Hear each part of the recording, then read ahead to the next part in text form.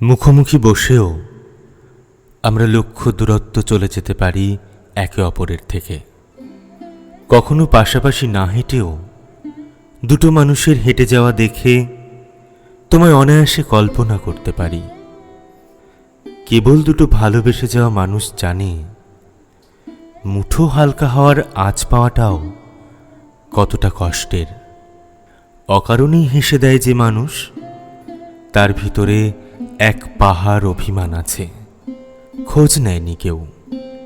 আমরা কোনোদিন পাহাড় হতে পারবো না, সমুদ্র হতে পারবো না, আমরা কোনোদিন ভালোবাসা হতে পারবো না। আমি আর তুমি কোনোদিন আমরা হতে পারবো না। একটা মানুষ ভিতর থেকে হারিয়ে যাবার আগে সবটুকু ফের গোছাতে চায়, নিতান্তই স্বভাবে।